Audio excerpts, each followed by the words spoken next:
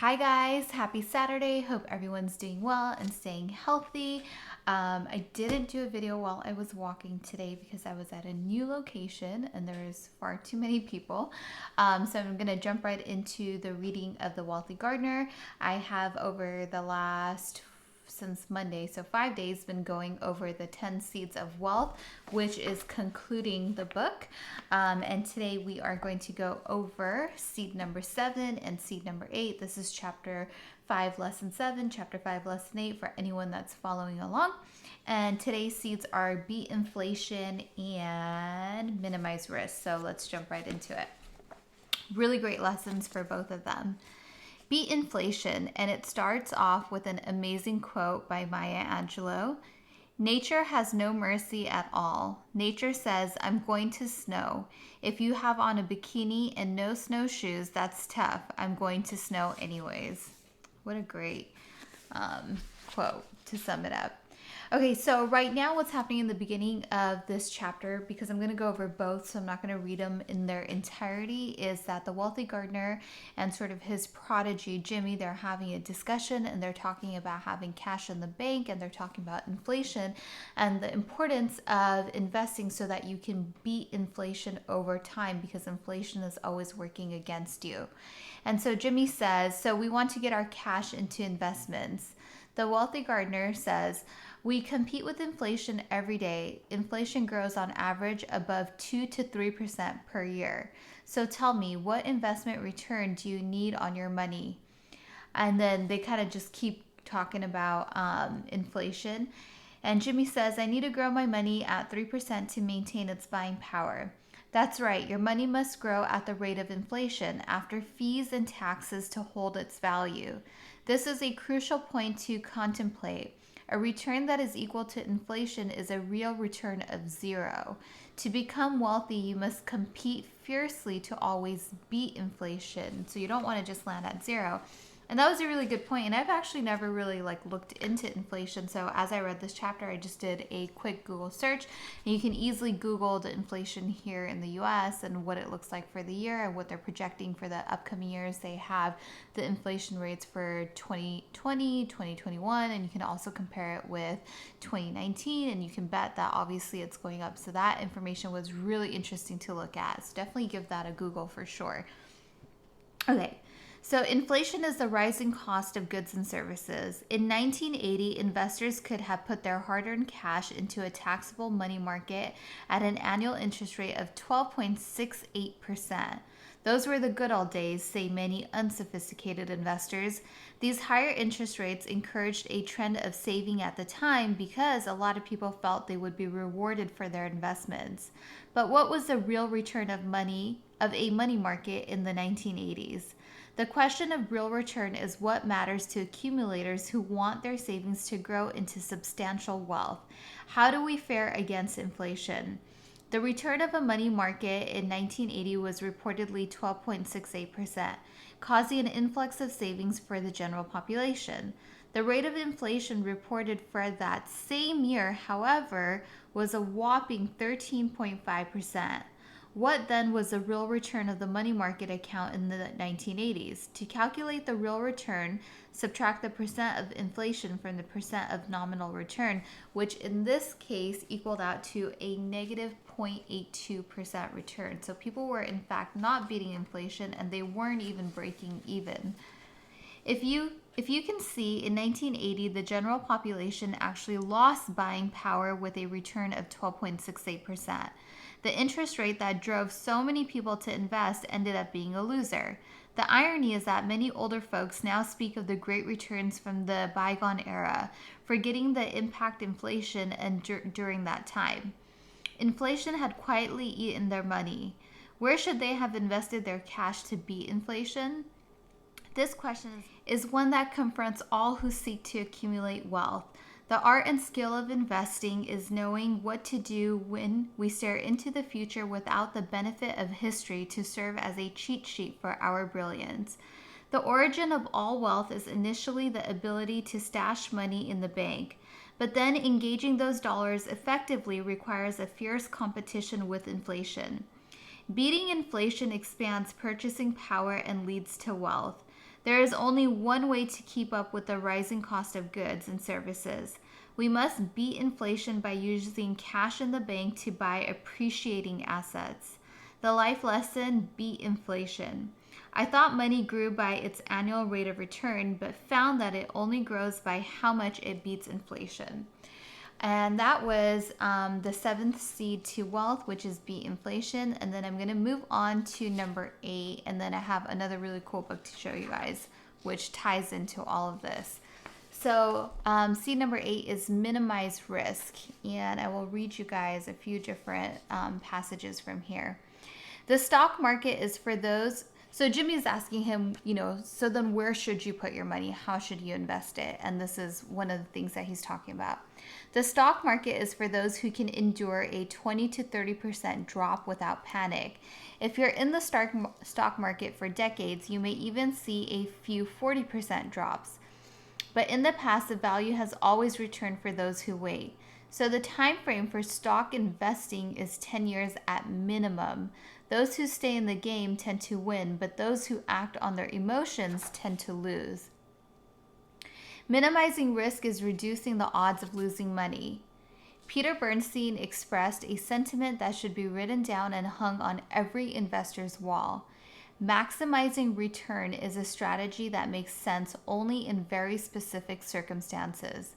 In general, survival is the only road to riches. Let me say that again. Survival is the only road to riches. Successful investors have a healthy fear of misjudgment and errors. Smart people do dumb things, said Charlie Munger. People are trying to be smart. All I'm trying to do is not to be an idiot. But it's harder than most people think. The ability to discern and mitigate financial risk can be a difficult challenge. Rule number 1, never lose money, said Warren Buffett. Rule number 2, never forget rule number 1. If you think you can afford to lose a little, you're going to end up losing a lot. If you don't want to wake up broke in your 80s, you better stay boring, said Steve McDonald. Slow and steady is wise advice. In the stock market, maintaining a long-term perspective minimizes risk. Do not take the yearly results too seriously, advised Benjamin Graham. Instead, focus on 4 or 5 year averages. And an index fund is best for average people busily earning excess money to invest. Most investors, both institutional and individual, will find the best way to own common stocks is through an index fund that charges minimal fees, advises Buffett. Index funds outperform most managed funds, so they are an ideal place to put your hard-earned cash. Though unbiased advisors such as CPAs or lawyers will support their commonplace strategies, money managers who cannot profit from index funds will likely deplore it. Once you've deployed a simple strategy, the risk of investing becomes more about bad behavior. Risk is the result of impulsiveness under the threat of fear or the temptation of greed. Safety requires not selling when the stock market tanks and not getting greedy when others outperform your steady returns. If survival is the road to riches, emotional control secures the direction. If you are tempted by an exciting stock or opportunity, regain your senses and choose the dull and the boring. The life lesson: minimize risk. I sought to minimize risk with every investment, and I built consistent momentum with boring strategies. So this ending of this chapter was really interesting. And it was funny, before I read this chapter, I was actually going to talk about this because this was something that I learned at a Tony Robbins seminar that I went to. And I think this was in 2016 or 17 when I attended that. And it talked about precisely that. It talked about how, in order to build your wealth and keep your money at least break even, you have to always think about inflation and beat inflation. And for the common person, like probably most of you out there and myself, one of the best places to put your money in terms of the stock market, and I'm not giving any investing advice here, this is just what I've learned, is things like index funds. And I remember when I went to that event, like the strategy was so boring and so simple. It was basically like, pick X amount of money that you can put towards an index fund every single month, put it on auto bill and just forget about it. Don't watch the stock market. Don't really worry about the when it rises or when it dips. Like right now, for example, because you're in it for the long haul. And of course, the younger that you can start, the better it is, because you'll get more of that compounding effect over the year. So even now, the stock market has been absolutely insane this last month for anybody that's been paying attention. But for an investing strategy like the kind that I use in these index funds, it doesn't even really faze me, because I'm in it for the long haul.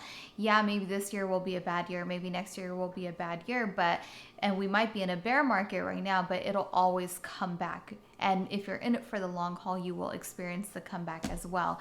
And he actually put out a really great book called Unshakable, and it's a really small book, a super easy read, and I cannot recommend this book enough if you are trying to figure out where to put your money. And if you have no experience like I did, whenever I would hear about the stock market, I just never really understood, like, oh my God, how do you get started? Like, I don't know anything about it. I don't even know, like, what an index fund is, or like what stocks you're supposed to buy. Like, you feel it's very intimidating. But after going to that seminar that I went to, and he actually gave us this book at that seminar, it breaks it all down, and it is so incredibly easy to understand. And again, it's exactly what's being said in The Wealthy Gardener, is that you just need a boring strategy, a boring, consistent strategy where there's no emotion in it, because you have this strategy, you have a plan, and that plan accounts for all the ups and downs. And so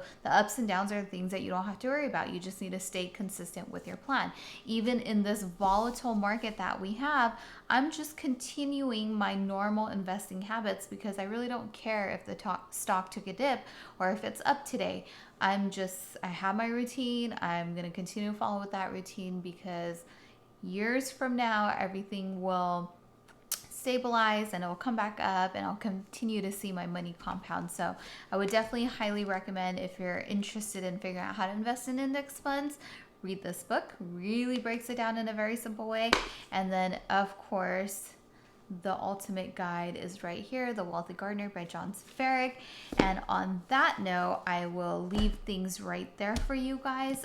If you do want to purchase this book, which I'm so happy to see in the comment section that some of you guys have got this book and you're reading along, and that you guys are enjoying it. Again, I cannot recommend it enough, and there has never been a better time than now to read a book like this. And I am not sponsored by this book or anything by any means. It's just a book that I've come across. And if you can kind of see my library back there under my TV, I have probably 5 of those libraries in my house. I've read many books, and this is probably one of the best ones that I accidentally came across one day. Actually, this book found me, and I'm really glad that I did.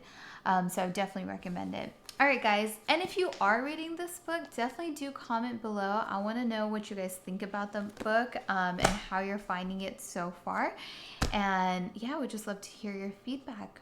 And on that note, I think that is it for me for now.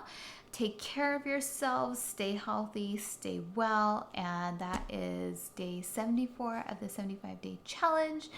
And hopefully, if all goes well, tomorrow will be day 75, and that'll be the last day of the challenge. All right, guys, take care. Have a great rest of your evening and a great weekend. Good night.